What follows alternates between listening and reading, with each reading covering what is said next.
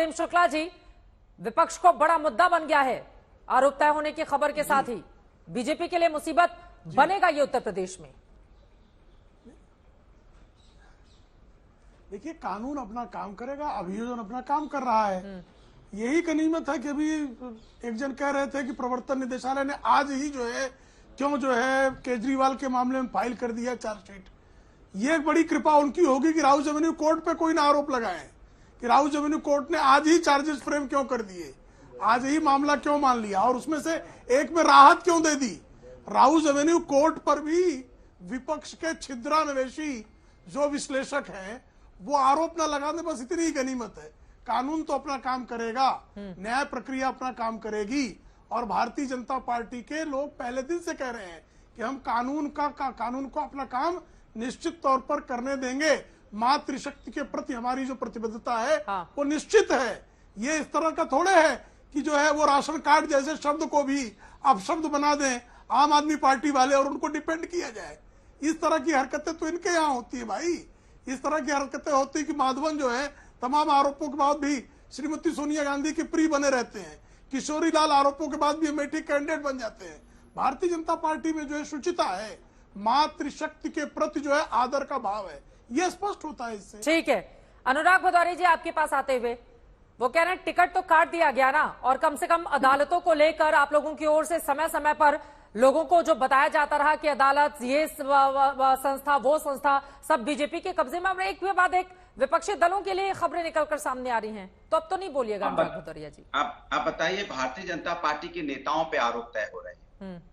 जिस तरह का आरोप तय हुआ है, भारतीय जनता पार्टी को तो मान लेना चाहिए ना कि हमने अगर टिकट दी है तो गलत दिया, इतने दिन तक नहीं अगर हमने कार्रवाई की थी तो गलत की थी। मानिए आप कि आपने जिस तरह से रेवन्ना के लिए वोट मांगा था, मानिए आप, क्यों नहीं मानते आप महिलाओं के ऊपर अत्याचार होता है उसमें चुप्पी साथ जाते हैं। चुनाव चल रहा है, चुनाव में जनता के सामने आपको यही मुद्दे तो रखने हैं कि महिला का आपने कितना सम्मान किया अपनी सत्ता के दौरान।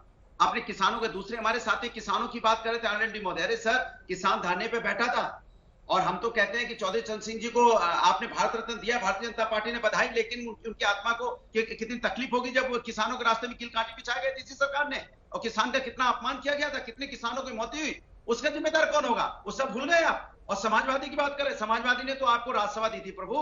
समाजवादियों ने तो हमेशा किसानों के साथ कंधे से कंधा मिला के बात की है, लेकिन आपको ऐसा क्या अच्छा लग गया? हम तो चौधरी चरण सिंह का सम्मान करने वाले लोग हैं। हमने तो अपने लखनऊ एयरपोर्ट का नाम भी चौधरी चरण सिंह एयरपोर्ट रखा था, याद होगा, हमने उसकी सिफारिश की थी। हमने मेरठ यूनिवर्सिटी का नाम चौधरी चरण सिंह यूनिवर्सिटी रखा था।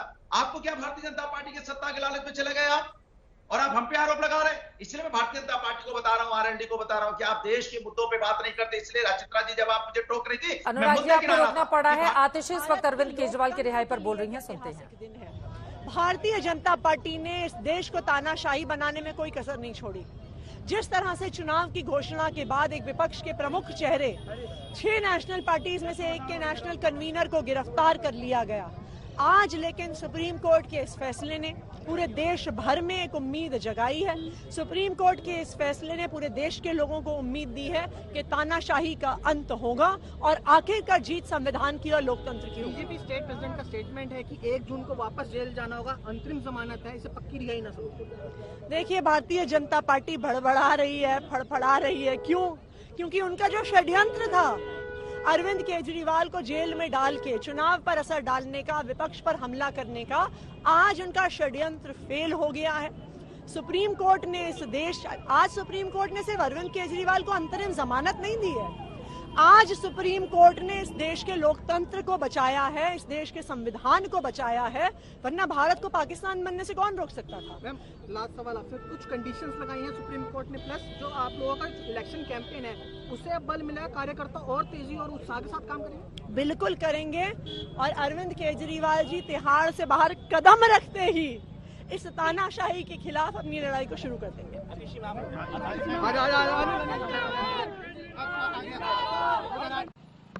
रिहाई को लेकर प्रक्रिया जारी है। सबके बीच दिल्ली सरकार में मंत्री आतिश को आप सुन रहे थे कि बाहर कदम रखते ही वो लगातार अब कैंपेनिंग करेंगे और बीजेपी के ऊपर तमाम तरह के आरोप भी यहां पर लगाते हुए फिलहाल तिहाड़ जेल के बाहर की तस्वीरें आपको दिखा रहे हैं। रिहाई की प्रक्रिया भीतर चल रही है। कुछ ही देर में अरविंद केजरीवाल बाहर निकलेंगे और जो खबर है उसके मुताबिक वो सीधे अपने घर पर जाएंगे। मुझे लगता है प्रेम शुक्ला जी इस पर जल्दी से एक आपकी टिप्पणी ले ले। 1 से 1.5 घंटे में केजरीवाल की रिहाई होगी और उसके बाद वो आरोप लगा रही हैं कि बीजेपी सरकार के खिलाफ बड़ आक्रामक तरीके से वो चुनावी मैदान में उतर जाएंगे। देखिए कैसे लोग झूठ बोलते हैं, भ्रष्टाचारियों की झूठ की पराकाष्ठा है कि भ्रष्टाचारी तानाशाही कह रहे हैं। तानाशाही में कोर्ट जो है सरकार के खिलाफ फैसले नहीं देता, ऐसी कोई तानाशाही दुनिया में नहीं है। सऊदी अरेबिया में कोर्ट जो है वो सरकार के खिलाफ फैसले नहीं देता। हिटलर के यहाँ कोर्ट जो है सरकार के खिलाफ फैसले नहीं देता था। मुसोलिनी के यहाँ कोर्ट सरकार के खिलाफ फैसले नहीं देता था।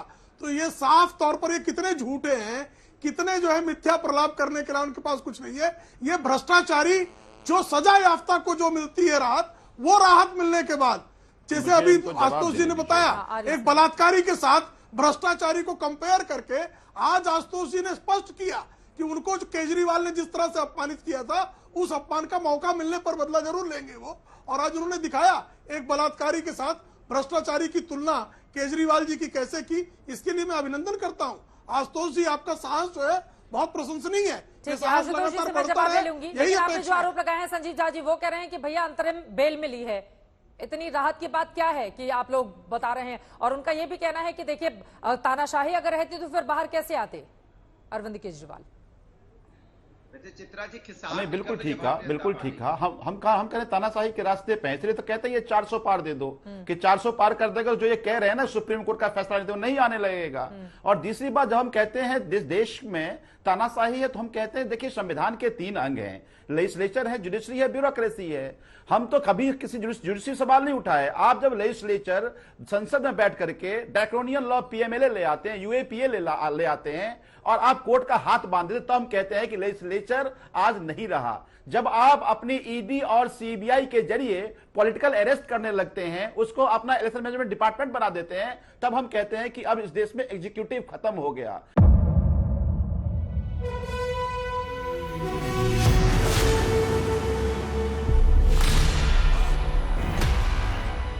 मुद्दों का मैदान, जिम्मेदारी लेंगे, तर्कों पर घमासान। क्या बताना चाहते हैं इस देश को? किससे किसकी ठनी, न्याय की नीति नहीं बनती है, किसने दी किसे पटखनी, क्या सच है जिसको छिपाने की कोशिश। खबरों की दुनिया का सबसे बड़ा अखाड़ा दंगल देखे मेरे यानी चित्रा त्रिपाठी के साथ रोज शाम 5 बजे सिर्फ आज तक पर।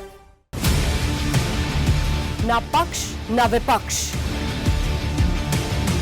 ना लेफ्ट ना राइट, ना मिर्च ना मसाला, खबरों का बोलबाला, निडर निर्भीक सबसे सटीक स्पेशल रिपोर्ट सिर्फ आज तक पर। एयर रेड के ये सायरन समय समय पर आपको सुनाई देते। शौर्य की, भारत और चीन के बीच साहस की, सभी बाढ़ग्रस्त इलाकों का हवाई सर्वेक्षण किया है। सरोकार की, गाजीपुर में किसान से बातचीत करें। संघर्ष की, कश्मीर को आगे बढ़ना होगा। संयम की, भावनाएं भड़की या दंगे भड़काए गए, सवालों की, जनता के लिए, जनता के द्वारा, जनता की दस्तक। श्वेता सिंह के साथ सिर्फ आज तक पर।